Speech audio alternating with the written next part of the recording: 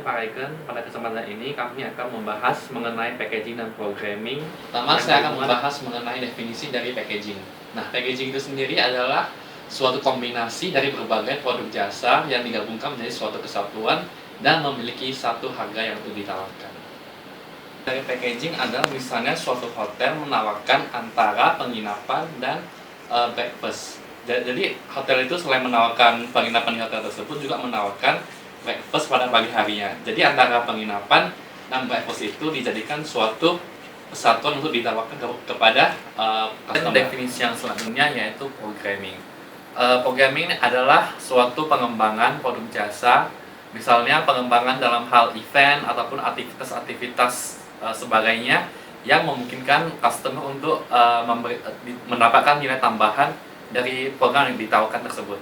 Dari programming adalah misalnya parade-parade yang ada di Disneyland ataupun acara-acara tertentu yang khusus dibuat sehingga customer tertarik untuk mengikutinya dan mendapat nilai tambahan dari produk jasa yang ditawarkan oleh si penyedia jasa.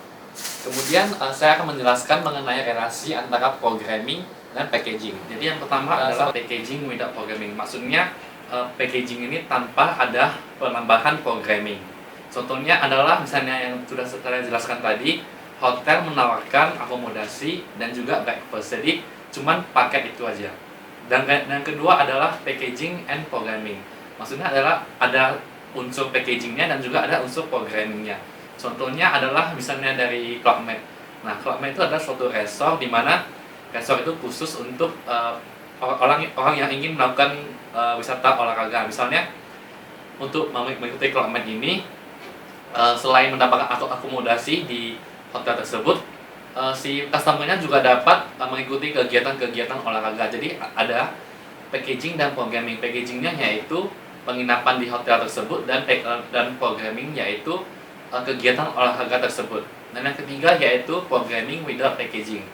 Seperti yang sudah saya jelaskan tadi juga, programming without packaging ini artinya adalah suatu aktivitas-aktivitas tambahan yang diberikan sehingga customer tertarik untuk mengikuti dan mendapat nilai tambahan dari produk jasa yang ditawarkan. Misalnya adalah parade di Disneyland dan sebagainya. Pada zaman sekarang ini packaging dan programming sangat populer. Kenapa populer? Karena packaging dan programming ini mempunyai benefit-benefit yang secara langsung dapat dirasakan oleh customer maupun oleh si penyedia jasa.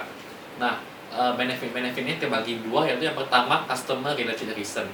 Nah, maksudnya customer related reason-nya artinya benefit tersebut bisa dirasakan oleh customer secara langsung. Nah, benefit yang pertama yaitu greater convenience. Maksudnya biasanya customer suka membeli, misalnya mau ke tempat A, mereka suka membeli secara terpisah, misalnya akomodasinya, tempat wisatanya dan sebagainya secara terpisah.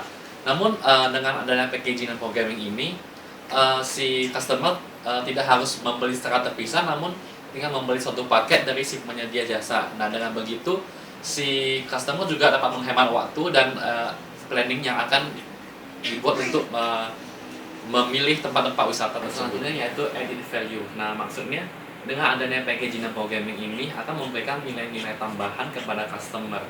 Nah, nilai-nilai tambahan ini ditawarkan kepada customer ada beberapa cara. Yaitu yang pertama, misalnya si travel agent ini menyusun suatu paket, dan ketika mereka menyusun suatu paket ini, mereka pasti akan mendapat harga diskon dari supplier. Dengan begitu si travel agent ini juga dapat memberikan diskon kepada si customer, sehingga customer pun mendapat harga yang lebih murah. Selanjutnya yaitu si travel agent ini menawarkan harga diskon ketika low season. Dengan begitu si customer juga dapat membeli paket tersebut pada saat low season. Dan yang ketiga yaitu si travel agent ini sadar kalau si customer sangat menghargai adanya packaging ini karena dapat memberikan nilai-nilai tambahan kepada si customer. Kemudian yang selanjutnya yaitu ability to budget for trips. Nah, maksudnya dengan membeli packaging ini si customer dapat memprediksi berapa yang akan dihabiskan untuk suatu paket ini dibanding jika customer membeli suatu produk jasa secara terpisah. Jadi dengan adanya paket ini, si customer akan tahu berapa biaya yang akan dihabiskan sehingga mampu memprediksi berapa yang akan dia habiskan dan apa yang harus dia perlukan. Kemudian selanjutnya yaitu implicit assurance of consistent quality. Nah, maksudnya ketika kita ingin membeli paket tour, kita pasti akan merasa terjamin karena si travel agent ini menawarkan packaging dan programming yang tentunya si travel agent ini lebih berpengalaman. Dengan begitu, kita dapat menjamin kalau ketika kita membeli packaging dan programming ini, kita akan mendapat asuransi yaitu lebih baik, yaitu satisfaction of special interest. Sama seperti yang sebelumnya, maksudnya ketika kita membeli packaging dari travel agent, kita pasti akan mendapatkan jaminan. Nah, itu juga dengan special interest. Nah, special interest ini maksudnya travel yang secara khusus dibuat untuk keperluan dari customer atau keinginan dari customer. Dengan begitu, ketika kita membeli special interest ini dari travel agent, kita pasti akan mendapat jaminan juga kalau special interest paket yang kita beli itu akan baik dibanding ketika kita membeli sendiri. Kita tidak, apalagi jika kita tidak tahu atau kita belum pernah membeli jasa itu sebelumnya, kita pasti tidak akan dapat memprediksi apakah yang akan kita beli sesuai dengan yang kita harapkan. Dan yang terakhir yaitu added dimension to traveling and dining out. Nah, maksudnya diberikan nilai-nilai tambahan supaya customer yang sudah pernah datang dapat kembali lagi dan menikmati layanan jasa tersebut. Misalnya dalam hal traveling yaitu misalnya si penyedia jasa membuat suatu event di mana dengan event tersebut si customer yang sudah pernah mengunjungi tempat tersebut akan kembali mengunjunginya untuk menikmati event tersebut. Dan untuk dining out maksudnya dari restoran, restoran juga dapat membuat suatu acara, misalnya ada live music atau ada makanan-makanan tertentu yang limited edition misalnya, sehingga customer juga tertarik untuk datang dan menikmati produk jasa tersebut walaupun sebelumnya mungkin mereka sudah menikmati layanan jasa tersebut. Kemudian alasan yang kedua yaitu participant related reason. Nah, maksudnya benefit ini didapatkan bukan hanya kepada customer namun juga kepada si penyedia jasa seperti travel agent atau si supplier dan sebagainya. Nah, yang pertama yaitu increase business in off-peak periods. Nah, maksudnya ketika pada saat low season, si travel agent dapat meng-create atau membuat suatu paket pada saat itu sehingga untuk ditawarkan kepada customer, sehingga customer yang ingin melakukan atau membeli produk jasa tersebut pada saat low season dapat menikmatinya, dan juga si penyedia jasa dapat merasakan keuntungan pada saat low season. Selanjutnya yaitu enhance appeal to specific target markets. Nah, maksudnya packaging dan programming ini dibuat khusus untuk target-target tertentu. Misalnya Hotel A ini membuat suatu packaging dan programming, yaitu misalnya menawarkan antara akomodasi dari hotel tersebut dan event-event tertentu, misalnya untuk menarik pelanggan-pelanggan tertentu. Seperti businessman, tentunya businessman akan membeli atau menikmati hotel di mana selain menyediakan jasa penginapan juga menyediakan jasa untuk yang mendukung untuk kegiatan pekerjaannya seperti meeting, insentif dan sebagainya. Selanjutnya yaitu attraction of new target market. Maksudnya dengan adanya packaging dan programming ini diharapkan akan menarik pasar-pasar baru. Saya mengambil contoh cruise. Dulunya cruise itu digunakan sebagai turis untuk berlibur. Namun seiring perkembangan zaman, cruise ini selain digunakan untuk berlibur, namun juga digunakan untuk kegiatan-kegiatan lainnya seperti adanya meeting ataupun adanya kegiatan-kegiatan olahraga dan sebagainya. Kemudian selanjutnya yaitu easier business forecasting and improve efficiency. Nah, biasanya customer yang membeli packaging ini lebih membayar pada saat awal-awal, sehingga ketika dia sudah menyelesaikan tanggung jawabnya dalam hal pembayaran, si penyedia jasa dapat mempersiapkan segala sesuatu dengan matang sehingga pada hari H layanan tersebut dapat ditawarkan kepada customer dengan sangat. Selanjutnya yaitu use of complementary facilities, attraction, or events. Maksudnya pada saat packaging dan programming ini ditawarkan, biasanya menggabungkan antara produk jasa dengan fasilitas-fasilitas, atraksi atau event-event tertentu. Misalnya seperti hotel. Hotel selain menawarkan penginapan, biasanya ada juga yang menawarkan kunjungan singkat ke atraksi setempat dan sebagainya. Atau juga si supplier.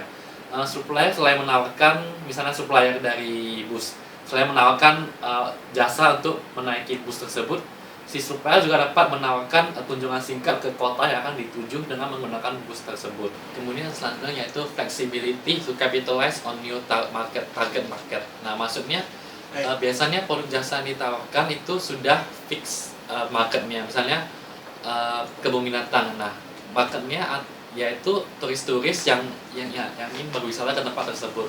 Namun dengan adanya packaging dan programming dapat menarik pasar baru. Misalnya hotel A menawarkan antara penginapan ke hotel tersebut dengan wisata ke kebun binatang tersebut. Dengan begitu pasar dari kebun binatang tersebut bukan hanya dari turis-turis setempat, namun juga dari tamu hotel tersebut. Dan yang selanjutnya yaitu stimulation of repeat and more frequent usage. Nah, maksudnya dengan adanya packaging dan programming, maka si penyedia jasa akan membuat sesuatu yang baru yang memungkinkan customer untuk tertarik dan menikmati layanan tersebut kembali.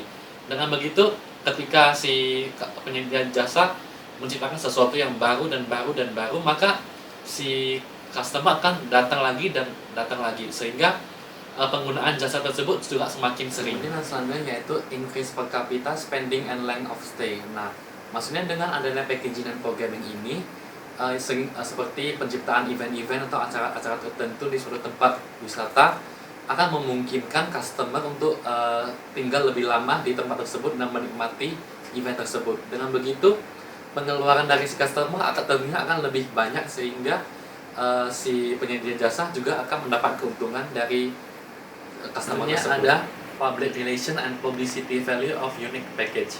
Maksudnya ketika si penyedia jasa menciptakan paket-paket yang unik, maka tentunya akan menarik perhatian para media seperti koran, majalah selanjutnya untuk meliput paket-paket tersebut, sehingga mungkin si pembaca dari media tersebut akan tertarik untuk membeli layanan jasa dari si penyedia jasa. Dan alasan terakhir mengapa packaging dan programming begitu populer yaitu increase customer satisfaction. Nah, maksudnya packaging dan programming ini sengaja dibuat untuk memenuhi keinginan dari customer dan sengaja didesain khusus berdasarkan apa yang diinginkan oleh customer, sehingga tentunya akan meningkatkan kepuasan dari si customer. Ya, sekarang kita memasuki ke dalam peran dari packaging dan programming.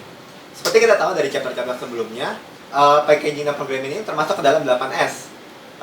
Kalau yang kita pelajari sebelumnya kan ada price, product, promotion, dan lain-lainnya. Dan di sana juga ada packaging dan programming.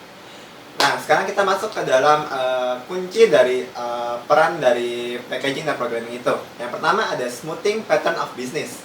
Nah, kalau menurut buku yang saya baca, kalau untuk poin yang pertama ini diibaratkan bahwa kita yang masih newbie, yang masih beginner, atau kita yang fresh graduate masuk ke dalam sebuah bisnis. Nah, dalam bisnis tersebut kita pasti akan memulai dari yang basicnya dulu, dari yang paling bawah.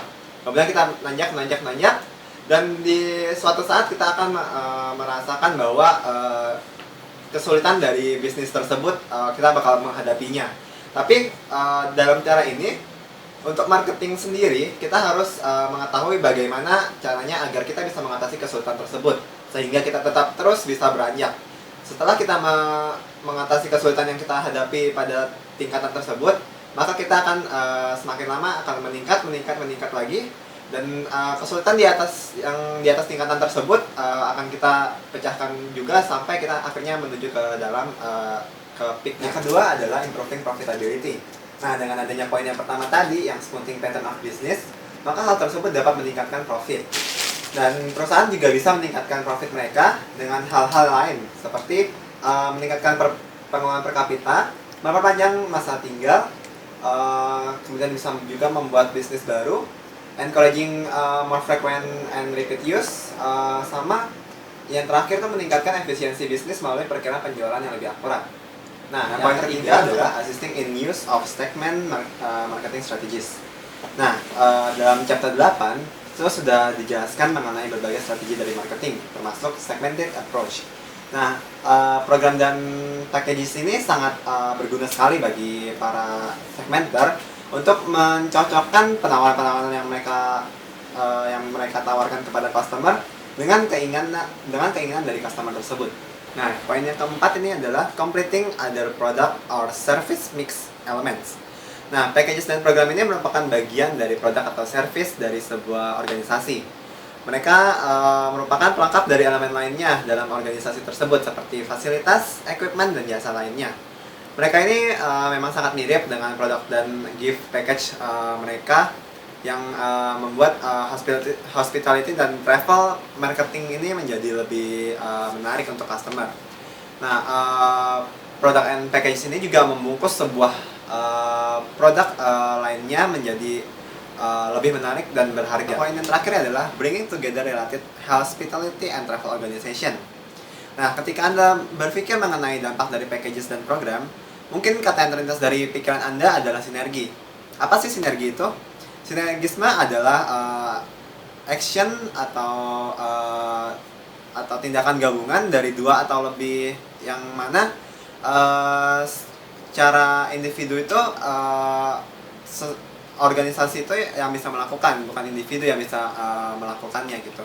Seperti contohnya saja paket-paket mungkin dalam travel agent ya, paket-paket tour yang mudah dipahami dan dipromosikan secara profesional untuk para peserta. Nah, itu untuk individual itu kan itu merupakan hal yang sangat sulit karena kalau untuk individual kalian bekerja sendiri. Kalau sedangkan untuk travel agent atau organisasi kalian bekerja secara berkelompok. Kemudian packaging concept offered by industry.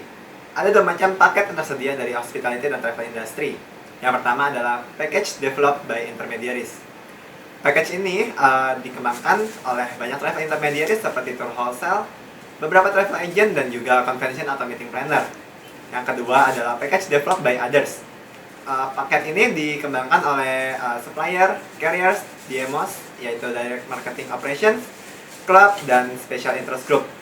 Biasanya paket ini dapat dibeli secara langsung melalui sumbernya seperti hotel weekend package, dan bisa juga di booking melalui travel agent seperti contohnya itu tour package. Dan dalam beberapa instansi seperti cruise package, booking hanya dapat dilakukan oleh travel agent. Package juga dapat diklasifikasikan ke dalam 4 golongan melalui yang pertama adalah product element. Dalam product element ini terdapat juga beberapa jenis package. Yang pertama itu adalah all inclusive package. All inclusive package ini adalah paket yang umumnya berisi elemen yang dibutuhkan oleh para traveler seperti airfare, lodging, ground transportation, meal, aktivitas rekreasi, dan entertainment, beserta taxis dan tip juga. Kemudian yang kedua ada escorted tour. Bila dilihat dari katanya escort, itu berarti travel agent atau tour leader hanya memimpin saja. Jadi para customer dituntun ke suatu destinasi. Biasanya paket tour ini tuh sama halnya dengan all inclusive package, tetapi hanya ada tambahan beberapa arrangement saja seperti tempat rekreasinya ada tambahan beberapa dari si pesertanya sendiri. Kemudian juga ada beberapa tambahan meals dari yang diinginkan oleh peserta tersebut. Yang ketiga adalah fly drive package. Package ini di dalamnya terdapat airfare dan juga transportation saat di destinasi. Kemudian yang keempat ada fly cruise package. Fly cruise package ini termasuk ke dalam airfare juga dan juga termasuk ke dalam tiket cruise. Jadi si peserta selain bisa mengunjungi destinasinya melalui udara, juga bisa melalui laut yaitu cruise. Kemudian yang kelima adalah fly rail package. Fly rail package ini biasanya terdapat airfare, yaitu tiket pesawat dari tempat awal ke destinasi, kemudian juga tiket kereta mereka, seperti contohnya untuk di Frankfurt, itu di Eropa, di Germany tepatnya. Itu biasanya untuk maskapai European carrier seperti Lufthansa juga mengadakan fly rail package ini. Kemudian yang keenam ada rail drive package. Rail drive package ini memasukkan tiket kereta dan juga transportasi darat untuk si peserta selama di destinasi. Kemudian yang ketujuh adalah accommodation and meal package. Accommodation dan meal package ini merupakan package dari beberapa resort atau lodging atau juga akomodasi yang memungkinkan si traveler untuk tidur dan juga makan di tempat tersebut gitu. Nah, seperti contohnya ada yang pertama adalah American Plan. Itu memungkinkan si traveler untuk makan 3 kali sehari, yaitu breakfast, lunch, dan dinner. Kemudian yang kedua ada Modified American Plan. Itu memungkinkan si traveler untuk makan 2 kali sehari, dan biasanya mereka yang mengarrange sendiri untuk menu mereka. Kemudian yang ketiga adalah B&B, yaitu bed and breakfast, yaitu si traveler hanya tidur dan mendapatkan sarapan saja. Kemudian yang keempat adalah Continental Plan, yaitu si peserta mendapatkan sarapan yang dingin, menu makanan yang dingin. Kemudian yang kelima, yang terakhir itu contohnya adalah European Plan. Itu si peserta hanya mendapatkan paket untuk tidur saja, tapi tidak untuk makan. Kedelapan adalah event package. Nah, event package ini biasanya berisikan paket-paket tour ke tempat-tempat yang sangat spesial dalam 1 tahun. Contohnya kayak F1 Racing di Sepang. Jadi misalkan ada traveler yang ingin menonton F1 Racing tersebut, bisa membelinya di travel agent yang memiliki paket tour seperti ini. Atau juga yang seperti tahun kemarin World Cup tuh. Kemudian juga misalnya ada yang mau New Year atau yang mau merayakan tahun baru di luar negeri, itu bisa juga mereka tuh bisa membelinya tuh ke Hong Kong atau ke Singapura. Atau ada juga misalkan dari luar negeri namanya tahun kemarin itu tahun 2014 itu juga diadakan DWP kan, Jakarta Warehouse Project di Jakarta.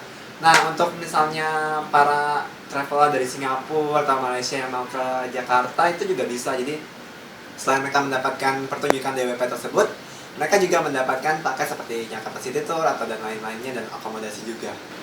Yang ke-9 adalah packages with programming for special interest. Package ini biasanya ditujukan kepada traveler yang memiliki minat khusus seperti bermain tenis atau bermain golf. Biasanya orang-orang Korea yang suka memilih untuk paket travel ini. Seperti contohnya mereka dari Korea hanya ke Jakarta atau ke Batam untuk bermain golf bersama keluarga, relatif, atau perusahaan yang lain. Kemudian yang 10 itu adalah local attraction or entertainment package. Paket ini tidak termasuk kepada penginapan atau akomodasi, karena biasanya paket ini tuh ditujukan untuk masyarakat lokal dan objek wisatanya pun dari city tersebut. Jadi seperti city tour, contohnya seperti Jakarta City Tour atau Bogor City Tour, atau di luar negeri juga bisa Singapore City Tour, atau bisa juga di negara-negara Middle East dan Eropa juga untuk city tour. Klasifikasi yang kedua adalah target market. Biasanya paket ini yang secara spesifik dikembangkan agar dapat memenuhi permintaan dari market tertentu. Seperti contohnya yang pertama ada incentive package or tour. Jadi paket ini ditujukan sebenarnya yang membeli paket ini itu berasal dari perusahaan, asosiasi atau grup-grup lainnya yang memiliki, yang dimaksudkan untuk si pekerja di dalam asosiasi atau grup atau organisasi tersebut mendapatkan sebuah hadiah dari pekerjaan mereka. Dan biasanya paket tour ini tuh seperti all inclusive package. Jadi sudah ada tiket pesawat, taxis, tip, kemudian transportasi juga, meals, accommodation juga. Contoh yang kedua adalah convention atau meeting package. Convention atau meeting package ini biasanya sudah termasuk ke dalam akomodasi. Jadi misalnya ada suatu organisasi ingin mengadakan meeting atau convention di sebuah negara atau sebuah kota, itu sudah termasuk ke dalam meeting package mereka, yang termasuk untuk penginapannya juga. Dan serta ada beberapa tambahan seperti local city tour. Seperti misalnya di tahun 2013 atau 2014 yang lalu, ada sebuah asosiasi yang mengadakan pameran di Belanda. Nah, di sana si para pesertanya itu mendapatkan city tour di awal sebelum pameran tersebut mulai, dan di akhir sebelum pameran tersebut berakhir gitu. Jadi biasanya paket tour ini memang untuk city tournya sendiri itu dimulai di awal atau di akhir sebelum acara tersebut berakhir. Ketiga adalah affinity group package or tours. Jadi paket ini biasanya dibeli oleh para traveler yang memiliki kesamaan sosial yang sangat dekat atau mungkin berasal dari organisasi yang sama. Seperti contohnya ada para traveler dari satu universitas mengadakan tour ke Korea, ke South Korea, atau yang contoh gampangnya lagi, misalnya suatu gereja ingin mengadakan seperti naik haji lah ya, kalau naik haji untuk Islam kan untuk warga Islam ke Mekah, tapi ini ke Yerusalem. Yang keempat adalah family vacation or holiday package. Paket tour ini biasanya di-arrange sendiri oleh para keluarga untuk liburan sekolah mereka atau liburan keluarga. Jadi mereka tuh lebih gampang untuk menentukan misalnya ada anaknya itu bisa mendapatkan jasa yang seperti apa gitu. Dan biasanya nanti family ini akan berkunjung ke travel agent untuk melihat perkiraan harga tersebut.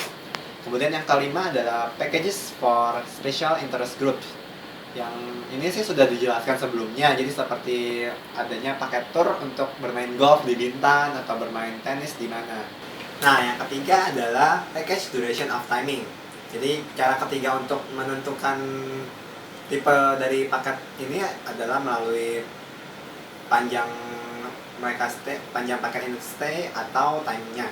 Seperti contohnya yang pertama adalah weekend and mini vacation package.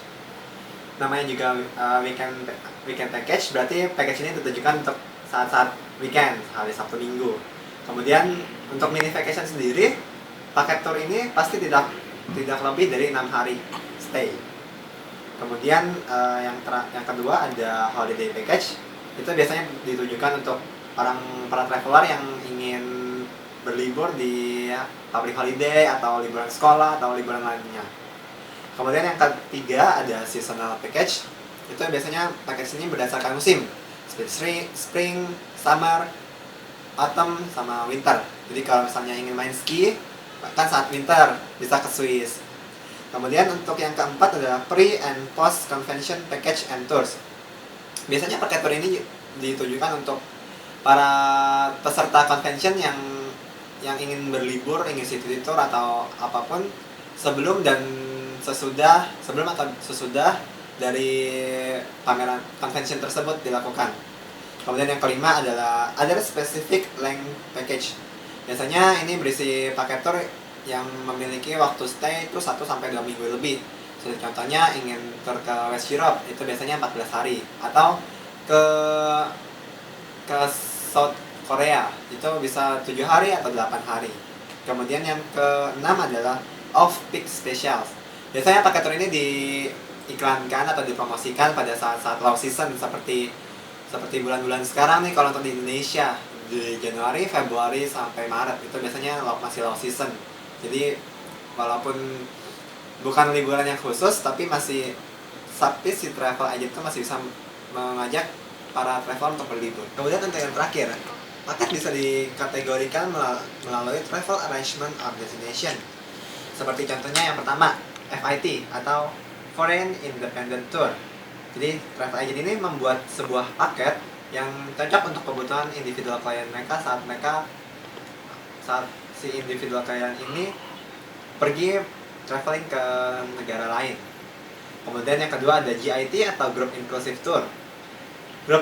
Untuk GIT ini biasanya paketnya itu inklusif, tapi bedanya hanya untuk GIT ini terdapat minimum orang yang akan traveling. Seperti kalau untuk travel agent sekarang mereka itu men-set bahwa untuk GIT ini minimal 20 orang. Kemudian yang ketiga juga ada charter tour. Jadi paket perjalanan ini menggunakan pesawat atau transportasi lain yang telah disewa oleh sebuah tour wholesale, tour operator, atau individu atau grup. Kemudian yang terakhir ada destination package. Jadi paket ini bisa dikategorikan melalui destinasinya. Seperti yang bisa dilihat di majalah yang terdapat di travel agent, itu juga ada majalah mengenai misalnya New Zealand atau Australia itu karena kan terlalu besar, jadi biasanya ada majalahnya lagi seperti Sydney, Melbourne, atau Gold Coast-nya. Sekarang kemudian kita masuk ke dalam dynamic packaging.